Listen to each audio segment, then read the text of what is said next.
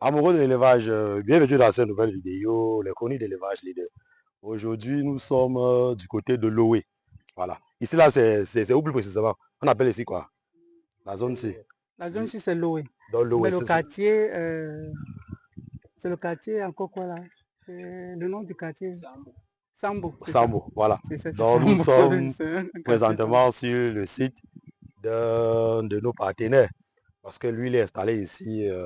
Ça fait déjà combien de temps que vous êtes installé ici? Depuis 2021. Voilà, depuis 2021. Voilà. Et nous sommes aujourd'hui sur le site, plus principalement pour un projet d'élevage. Parce que notre partenaire, lui, compte faire dans l'élevage de porc.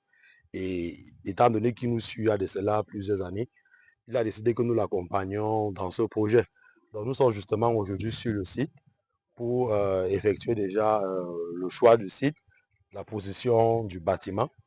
Et au sortir de là maintenant, nous allons lui fournir, comme vous savez déjà, un bon plan de construction qui doit correspondre à son projet, un devis estimatif. S'il valide, on lance les travaux et on livre les bêtes et on livre les techniciens. Et le projet est lancé. Voilà. Et ce qui m'a plu vraiment, c'est qu'étant déjà donné sur le site, il est déjà dans l'agriculture, Moi, je savais même pas qu'il était au pays, puisque c'est un membre de la diaspora. Lui-même, il a décidé de venir s'installer, suivre ces choses. Bref, on va échanger avec lui quelques minutes. Et ce qui est sûr, vous qui nous suivez, vous allez gagner un plus. Parce que dans chaque vidéo, il faudrait que ceux qui nous suivent gagnent aussi un plus. Bon, bonjour, monsieur René, comment allez-vous? Bonjour, monsieur Eloy, ça va bien? Voilà. Donc, nous sommes à Loué. Vous Oui, avez dit Loué, Loué, Loué. Nous sommes là aujourd'hui. effectivement. Voilà. Et déjà, je tiens Effectivement. déjà à vous féliciter déjà pour ce que j'ai vu. Pour ce que j'ai vu sur le site. Voilà. Ici, là, vous faites particulièrement quoi? Et quels sont vraiment les projets que vous avez sur ce site?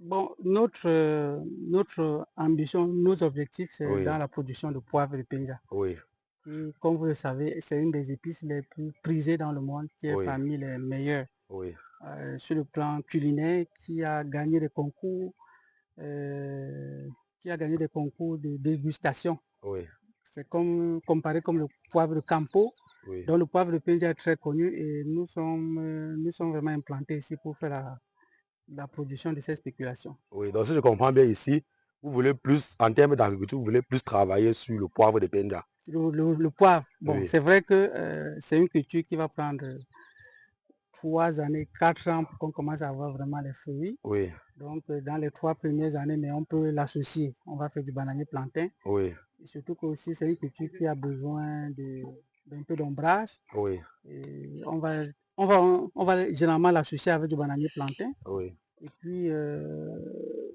dans le système, on peut créer parfois des systèmes agroforestiers dans lesquels on peut mettre, dans certains, si c'est un vieux champ de cacao, mais on mhm, va laisser certains plants de cacaoyer et l'exploiter le temps que le poivre se développe. On oui, expérimente aussi cette façon de faire là, oui, d'associer plusieurs spéculations et dans une certaine densité pour optimiser la production et oui, l'utilisation de l'espace. oui. Donc Et aussi, on fait dans le poivre, on fait dans les bananiers plantains je viens de et on filmer le poivre là. peut Oui, également, ici c'est un site où on est en train de développer une pépinière comme vous voyez là. oui, C'est des jeunes plants de poivre qu'on est en train de développer et qui vont être plantés d'ici l'année prochaine. Certains qui seront peut-être vers la fin du mois de saison de pluie, d'ici le mois de septembre. On pourra avoir certains plants pour ceux qui sont plus développés. oui. Donc, ça veut dire quand vous mettez comme ça, quand c'est en pépinière, comme ça fait un an. Ça fait un an en pépinière. L'idéal, c'est ça, avoir Oui, une bonne pépinière bien développée. oui, Oui, 8 mois, un an, oui. c'est l'idéal. Et quand vous mettez après les un an, c'est la récolte commence à partir de combien de mois, combien d'années? Normalement, pour des variétés qui sont précoces, où on a fait un bon suivi, Oui, même après 2 ans et demi, on peut mhm, commencer à avoir des premiers fruits. Mais oui, 3 ans, on ramasse. mhm, On oui, ramasse vraiment on ramasse des grains oui, à 3 années. oui, Donc, on commence à ramasser et puis 4 ans, la production augmente jusqu'à atteindre son pic dans les 6-7 ans. oui. Là, on a le pic de la production. Donc ça veut dire que le pic de la production au niveau du poivre de Penja, au niveau du poivre, c'est 7 ans. Dans les 6-7 ans. Dans les 6-7 ans. Oui, on commence à atteindre une pic de production qui va se maintenir là pendant plusieurs années. Oui. Environ combien d'années la production? C'est un plan qui peut vivre 40-50 ans. Oui. C'est vrai qu'une plantation qui est bien suivie, Oui. mais on peut, même pendant 20 ans, on peut avoir des rendements beaucoup plus élevés et rester pour de suivi qui est optimal, même pendant 15 à 20 ans. Et au niveau de la rentabilité, vous avez certains indices ou certaines données au niveau de la rentabilité du poivre? Oui, justement, c'est une des cultures les plus rentables. Oui. À ma connaissance ici, dans notre contexte ici en Afrique, oui.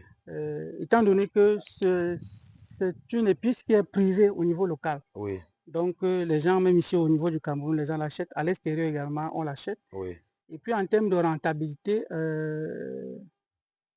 par pied, si on peut aller par pied. Mettons par hectare. Par hectare, ok. La tendance de rendement dans la zone, c'est autour de 2 tonnes à l'hectare. Oui, 2 tonnes à l'hectare. 2 tonnes à l'hectare. Très peu de planteurs parce qu'il y a plusieurs facteurs. Oui. Actuellement, nous avons les enjeux, comme cette année en 2024, il y a eu un enjeu de sécheresse qui a fait que les fleurs ont beaucoup avorté et puis les floraisons ont été tardives, donc les rendements ont chuté. Et je suis justement en train de vulgariser, apporter cette approche qui a vraiment les appuis pour que les producteurs aient de l'irrigation dans les plantations pour optimiser les rendements. Nous visons à obtenir des rendements au-delà de 3 à 4 tonnes.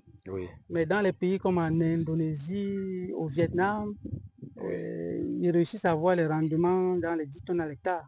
J'ai vu même pour les plantations qui sont faites à haute densité, ils peuvent avoir même par acre 4 à 5 tonnes par acre. Bon, un acre, c'est dans les 4042 mètres carrés. Donc, imagine que à l'hectare, c'est au moins dans les 12 tonnes qu'ils ont là-bas. Pour les poivres secs, bon, c'est sûr que nous, ici, on va produire plus de poivre blanc qui, si on part dans la proportion entre le kilo poivre frais, poivre sec, si on optimise avec les techniques, nous sommes en train de vouloir développer les techniques culturelles, des itinéraires techniques qui vont nous permettre d'optimiser le rendement et à obtenir vraiment au-delà de 4 tonnes à l'hectare. Sauf que ça demande vraiment un apport d'eau et un suivi assez important, un très très bon suivi. J'ai constaté qu'on cultive beaucoup le poivre dans cette zone-ci là. Ça sélectionne les terres, parce que je vois que dans les zones comme par exemple l'ouest et autres, ou le centre, ils ne font pas trop les cultures du poivre. Pourquoi c'est plus dans cette zone? Juste une petite parenthèse. Pour vous dire que le festival de poivre de Penja aura lieu dans le mois de juin. Ici à Penja, le festival international, le premier festival tout premier, dont j'invite les gens, de poivre de Penja, aura lieu à Penja au mois du 24 au 26 juin. Donc j'invite justement les gens à venir assister. Il y aura tout le parterre gouvernemental qui sont là, ils sont en train d'organiser. Bon, pour une courte histoire, l'histoire du poivre de Penja, ça commence avec un Européen qui est venu ici, il a consommé, il est parti avec quelques grains, il a fait consommer par ses amis et ils ont constaté, ses amis cuisiniers, les restaurateurs, ils ont constaté que vraiment ça avait un goût spécial. Il a commencé à le développer là-bas et à commercialiser. Et justement, d'où le poivre de Penja a commencé à être connu sur le plan mondial. Donc, à partir de là, les producteurs ici se sont réunis. Ils ont essayé de créer ce qu'on appelle l'IG Poivre, avec l'appui du gouvernement et la communauté internationale. Ils ont créé la première indication géographique protégée de l'Afrique noire ici. Donc, le poivre de Penja, c'est une marque. Oui, c'est une marque. C'est déjà une marque comme les Bordeaux, comme les autres. Donc le poivre de Penja, tu n'es pas censé appeler le poivre de Penja si tu ne remplis pas les cahiers de charges. D'où, pour répondre à tes questions, les terres partent, généralement ce sont les terres volcaniques qui sont dans le cahier de charges. Donc les terres volcaniques qui partent de Mbanga, de la ville de Mbanga jusqu'à la ville de Manjo. Et une partie du sud de s'en allant vers Tombelle et autres. Donc vraiment les sols volcaniques. C'est ça spécialement. Et ici, ça c'est pour ce qui est du poivre de Penja. Mais le poivre, lui, peut pousser dans plusieurs zones. Dans plusieurs zones. Au centre, on peut faire du poivre. Bon, à l'ouest, Vraiment pas vraiment, à part que ce soit proche dans les zones comme les Tonga où Oui. c'est un peu intermédiaire entre l'ouest et le littoral parce que c'est une plante qui ne va pas tolérer beaucoup, qui va pas tolérer les températures basses, Oui. mais on peut le cultiver, mais on n'aura pas de rendement vraiment optimal. Oui. Mais dans le centre, les gens commencent à s'y intéresser. À l'est, il y a les gens qui implantent les plantations partout. Oui.